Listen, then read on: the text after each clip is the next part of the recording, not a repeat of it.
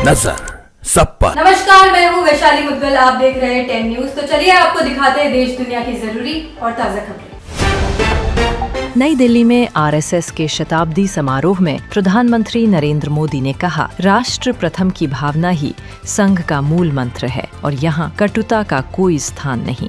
उन्होंने संघ को नदी की धारा से तुलना करते हुए कहा कि जिस तरह नदी आसपास को समृद्ध करती है, उसी तरह संघ ने समाज के हर आयाम को छुआ है। भाजपा अल्पसंख्यक मोर्चा के प्रमुख जमाल सिद्दीकी ने राष्ट्रपति को पत्र लिखकर आरएसएस संस्थापक केशव बलिराम हेडगेवार को मरणोपरांत भारत रत्न देने की मांग की। उन्होंने हेडगेवार को स्वतंत्रता सेनानी और राष्ट्र निर्माता बताया। पत्र में कहा गया कि उनके योगदान से युवाओं में देशभक्ति की भावना जागृत होगी और उन्हें सर्वोच्च नागरिक सम्मान मिलना चाहिए।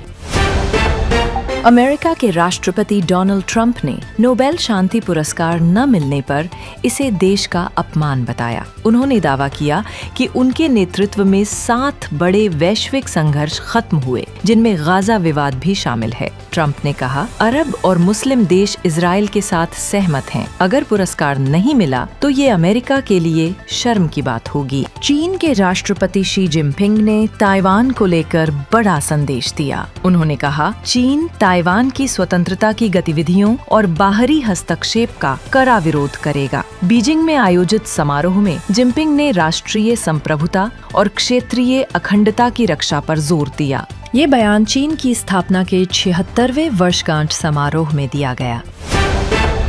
अमेरिका में 7 साल बाद सरकार का शटडाउन हुआ। राष्ट्रपति ट्रंप प्रशासन ने खर्चों में कटौती की योजना बनाई, लेकिन ओबामा हेल्थ केयर सब्सिडी को लेकर रिपब्लिकन और डेमोक्रेट्स में टकराव बढ़ गया। नतीजतन संघीय सरकार का कामकाज ठप हो गया।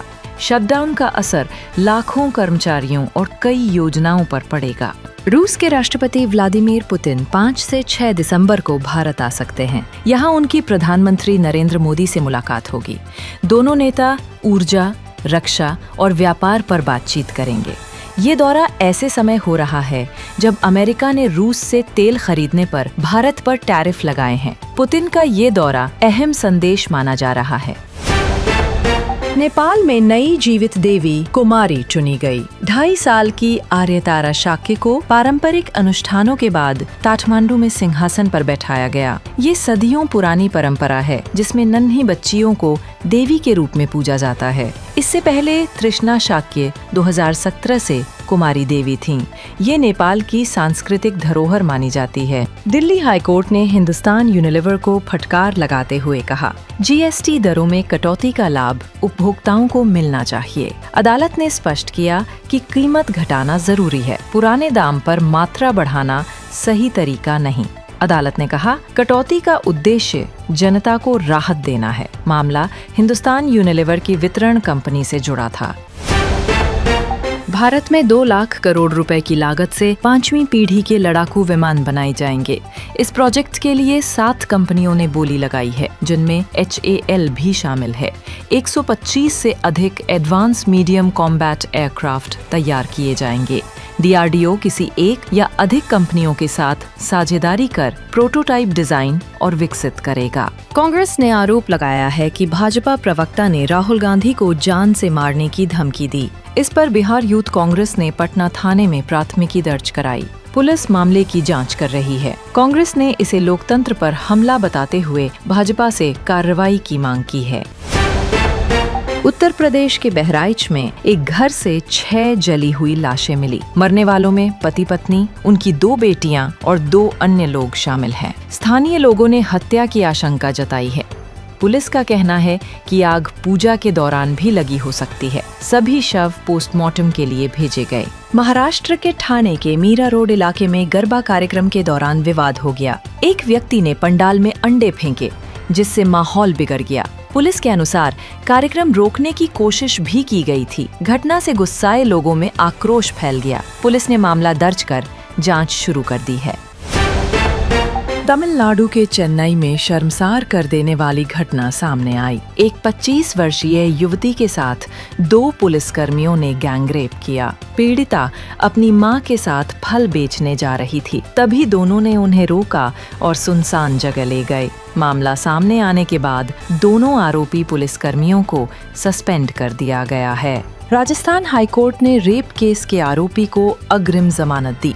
अदालत ने कहा कि घटना के बाद पीड़िता आरोपी के साथ गुड़गांव घूमने गई और उसके डेबिट कार्ड से शॉपिंग भी की। शिकायत 22 दिन बाद दर्ज हुई और मेडिकल जांच भी नहीं कराई गई। कोर्ट ने इन परिस्थितियों को देखते हुए जमानत मंजूर की। जयपुर के वैशाली नगर में एक विवाहिता फांसी पर लटकी मिली। परिवार ने ससुराल वालों पर दहेज प्रताड़ना का आरोप लगाया। शादी 2018 में हुई थी और समय समय पर रुपए की मांग होती रही। परिवार ने पहले भी लाखों रुपए दिए थे। पुलिस ने हत्या का मामला दर्ज कर पोस्टमार्टम के बाद शव परिजनों को सौंपा। मॉनसून की विदाई के बावजूद राजस्थान के कई जिलों में बारिश हो रही है। जयपुर और कोटा में तेज बरसात हुई। नागौर में करंट लगने से महिला की मौत हो गई। टोंक में बीसलपुर बांध से पानी की निकासी बढ़ी। अजमेर में डाई नदी उफान पर आ गई। धौलपुर में बिजली गिरने से 2 युवक झुलस गए। भारतीय महिला क्रिकेट टीम ने विमेन्स वनडे वर्ल्ड कप में शानदार शुरुआत की। गुवाहाटी में खेले गए पहले मुकाबले में भारत ने श्रीलंका को 59 रन से हराया। भारत ने 47 ओवर में 269 रन बनाए। जवाब में श्रीलंका 211 रन पर ऑल आउट हो गया। दीप्ति शर्मा ने 3 और अमनजोत कौर ने शानदार 50 जड़ी। एसीसी चीफ और पाकिस्तान के गृह मंत्री मोहसिन नकवी ने एशिया कप की ट्रॉफी यूएई क्रिकेट बोर्ड को सौंप दी। रिपोर्ट्स के मुताबिक बीसीसीआई ने उन्हें पद से हटाने की धमकी दी थी। भारत चैंपियन बनने के बावजूद ट्रॉफी के बिना लौट आया था। नकवी ने सफाई दी कि उन्हें भारतीय टीम के इनकार की जानकारी नहीं थी। अविका गौड़ ने अपने long time boyfriend Milind Chandwani से 30 सितंबर को शादी रचाई। अब अविका ने सोशल मीडिया पर अपनी शादी की अनदेखी तस्वीरें शेयर की, जिसमें वो सुर्ख लाल जोड़े में बेहद खूबसूरत नजर आ रही हैं। तस्वीरें देखकर फैंस और साथी कलाकार उन्हें शुभकामनाएं दे रहे हैं। धनुष और कृति सेनन की फिल्म तेरे इश्क में का टीजर रिलीज हो गया।